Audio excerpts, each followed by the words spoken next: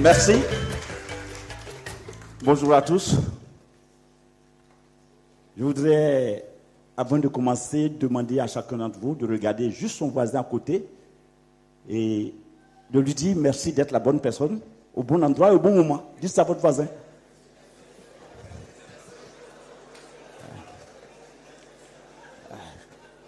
Il y a une chose, n'oubliez pas. Avant de quitter la salle, n'oubliez pas de prendre le contact de celui qui est à côté de vous. N'oubliez pas de tisser une relation avec la personne qui est juste à côté de vous. On vous dira que l'or du XXIe siècle, c'est l'homme. Vous l'avez entendu, je suis heureux d'être ici et j'ai la chance d'avoir dans cette salle ma chère tendre épouse Justine, avec qui nous vivons depuis 32 ans. Merci chérie d'être là.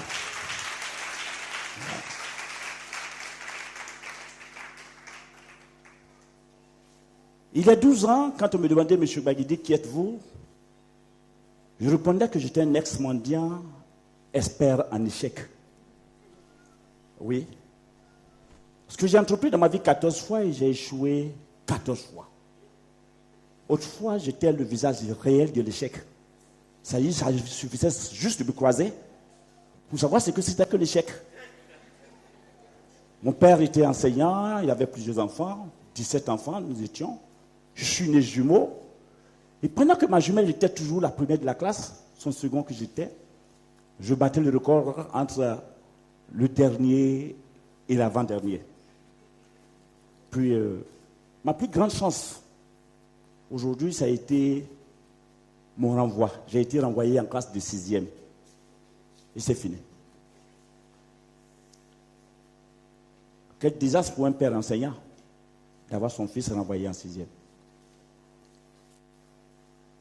Enfant, nous étions tous à la maison, mes frères allaient à l'école sauf moi. J'ai décidé d'apprendre le carrelage, donc j'ai commencé le petit métier. Mais j'avais plus de chance que mes frères. Pendant qu'ils étaient à l'école et que je revenais tôt, je m'étais versé dans les livres. J'ai commencé par lire et apprendre. Tout jeune, j'étais scout. J'ai eu la chance d'appartenir à un mouvement scout. Et il y a eu un jamboree. Le jamboree, c'est le rassemblement mondial des scouts. À ce jamboree-là, des gens sont venus de partout. Un monsieur du nom de Moussadji Koumba, venu du Gabon, a décidé que je lui montre, dans la contrée où nous étions, la tradition qui existait. Nous avons fait les tours. À la fin, nous sommes allés dans un grand supermarché. Monsieur Moussadji Koumba devait faire des emplettes. Et il m'a regardé, il m'a dit, jeune homme, regarde dans la boutique, choisis ce qui te plaît. Cette question m'a étourdi.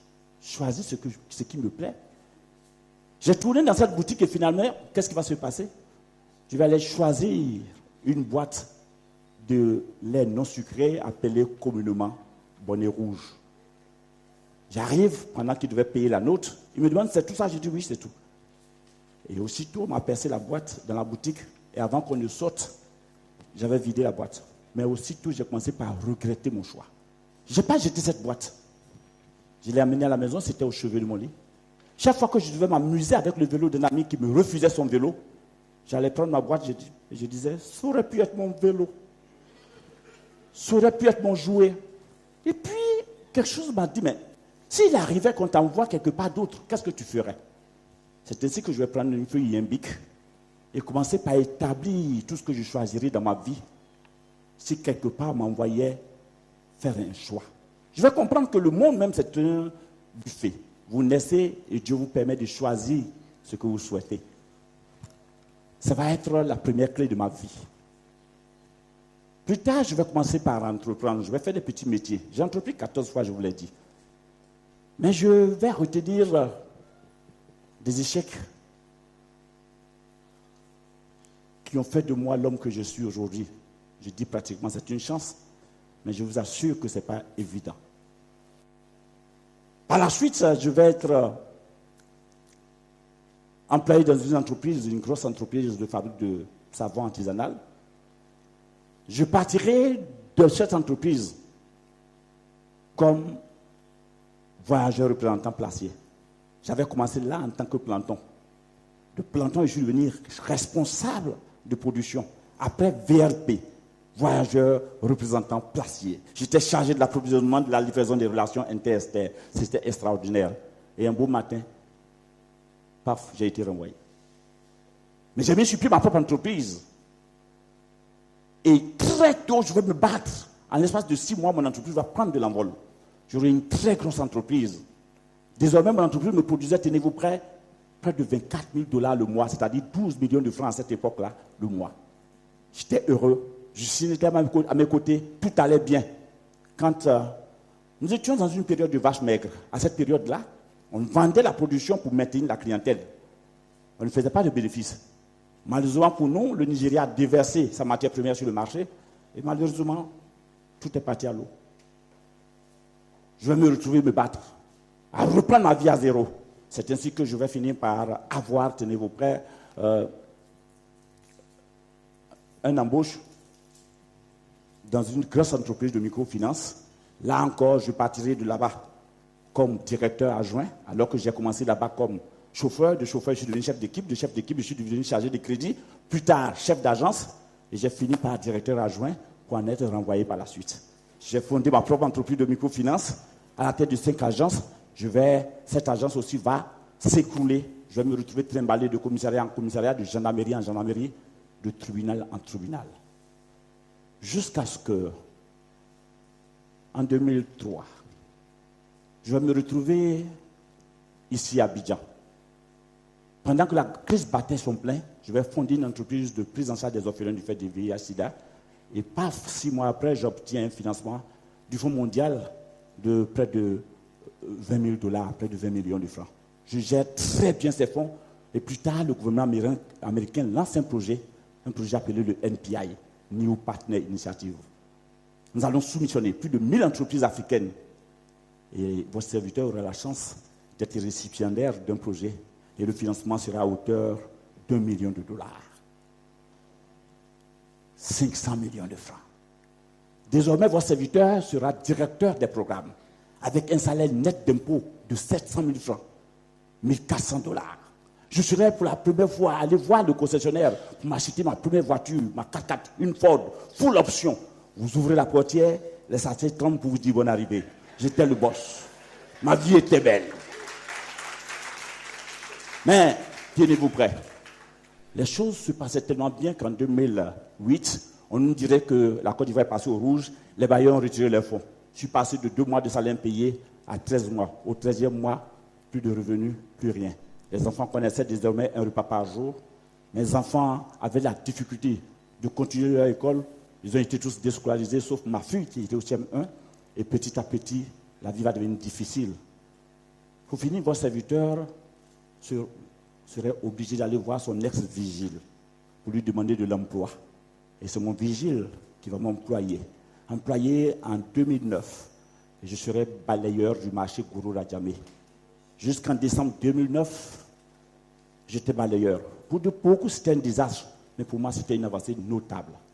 C'est alors que pendant que je vivais ce moment-là, on m'apprend que mon père est décédé, qu'il fallait faire les obsèques. Difficilement, j'irai faire les obsèques de mon père. Dans des conditions que je n'ose vous compter. C'était dur. Je n'ai pas eu de transport.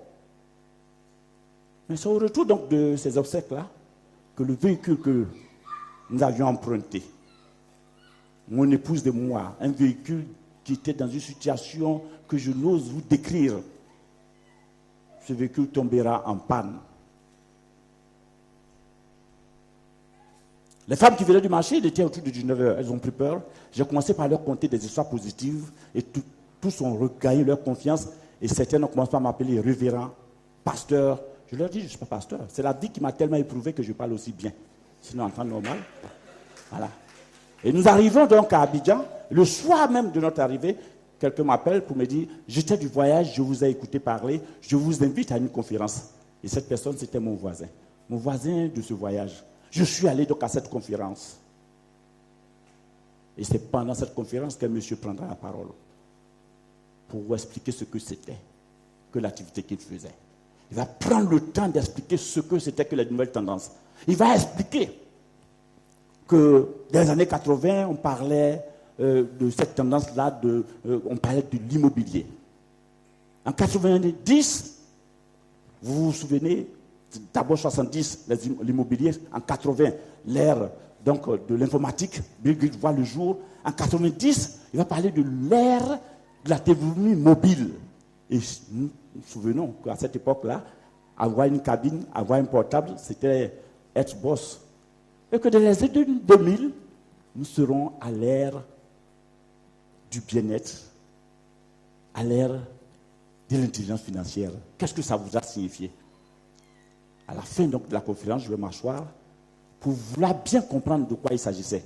Et c'est là où je vais voyager. Je ne pourrais pas imaginer que sur cette terre, il y avait des choses aussi simples qu'on pouvait mettre en pratique pour métamorphoser sa vie. Moi qui, jadis, était le dernier des ratés, je vais m'appliquer à ce que j'ai entendu. Et 4 mois plus tard, tout va changer. Aujourd'hui, je suis auteur. Aujourd'hui, j'enseigne beaucoup de choses. Mais la première chose que je voudrais partager avec vous, c'est tout ce qui m'a permis d'être à ce niveau. La première des choses, ce serait quoi? De savoir que, quelle que soit la situation dans laquelle vous vous trouvez aujourd'hui, la situation est passagère. Seul le changement est perpétuel. Les choses changeront pour vous, que vous veuillez ou pas. L'autre chose, c'est que chacun ici, quel que soit le domaine dans lequel vous vous trouvez, sachez qu'il va falloir aller vers l'expertise en toutes choses. Et quand on parle de l'expertise, on a eu la chance, des gens nous ont précédés et ont tout étudié. Rien ne s'invente. Quand on parle de l'expertise, vous devez faire 7 ans dans ce que vous faites ou 10 000 heures de travail. C'est un choix. Soit je fais 10 000 heures, soit je fais 7 ans. Dans n'importe quel domaine. Si vous le faites 10 000 heures, vous aurez à comprendre tout ce qui s'y trouve et vous allez atteindre un certain nombre de sommets. J'ai entrepris 14 fois, mais des 14 fois, je suis parti de la base jusqu'au sommet parce que je m'y mets entièrement. Je ne fais jamais 2 choses à la fois, je vais jusqu'au bout. N'oubliez pas de continuer par lire, de continuer par lire, d'apprendre.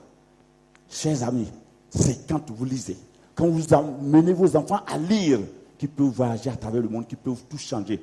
Qui aurait pu croire que moi, renvoyé en 6e, pour gérer un projet de l'USAID, il va falloir que je fasse ce qu'on appelle la capitalisation des acquis. Il va falloir que je fasse des études pour avoir mon DUT, finalement pour avoir un master en gestion d'entreprise, renvoyé en 6e. Aujourd'hui, je suis auteur, mais tout est parti de la lecture. Donc n'oubliez pas, quel que soit l'âge, continuez de lire, continuez d'apprendre et vous verrez les sources. L'autre chose, tout à l'heure, j'ai dit de saluer votre voisin. J'ai commencé par vous parler de mon voisin de voiture, de transport, celui grâce à qui j'ai découvert l'entreprise. Celui qui m'a présenté cette entreprise dans la conférence était aussi mon voisin. On nous dira que l'or du 21e siècle, c'est l'homme. Ah oui, il faut le savoir. Des gens qui sont près de vous peuvent être la source de votre bonheur. Des gens avec qui vous êtes peuvent vous ouvrir beaucoup de portes. Ne négligez personne. Personne. Vous ne pouvez pas savoir à quel centimètre vous êtes de votre bonheur. Très souvent, nous prenons des véhicules, nous voyageons à travers le monde sans nous rendre compte qu'on s'est déplacé avec des personnes qui, d'un claque de doigts, auraient changé notre vie. De ces 14 échecs, à chaque fois que je passais d'une étape à une autre, la beauté, ce que je recevais, venait forcément de quelque chose que j'ai entendu de quelqu'un qui était près de moi. Autre chose que vous devez savoir, si vous êtes dans cette salle, si les années précédentes n'ont pas été heureuses pour vous, on dira que l'être humain est la somme des 5 meilleurs amis qu'il fréquente. Et si donc 2020 n'a pas été bien pour vous, 2021 n'a pas été bien pour vous, en 2022, changez le cercle de vos amis. Et si vous êtes dans cette salle avec quelqu'un, c'est quelqu'un qui voit dans la même direction que vous. Donc dans cette salle, vous avez quelqu'un qui peut vous accompagner loin dans votre vie. Donc ne l'oubliez pas, l'or du 21e siècle, c'est qui? C'est vous. Et moi, si j'ai été l'homme le plus heureux, je dirais, de cette matinée, c'est parce que dans cette salle, il y a une personne exceptionnelle. Cette personne qui est venue apporter un plus à l'humanité. Cette personne dont l'histoire n'a pas été encore entendue. Cette histoire, cette personne qui a la plus belle histoire du monde. Je voudrais que vous m'aidez à ovationner cette personne fortement. Sans plus tarder, je voudrais dire, cette personne, c'est chacun d'entre vous assis à votre place. Ovationnez-vous pour être venu à tête. Jean Bassam, merci à tous ceux qui sont présents. Merci à vous qui avez permis à ce que cette activité se tienne. Je vous remercie.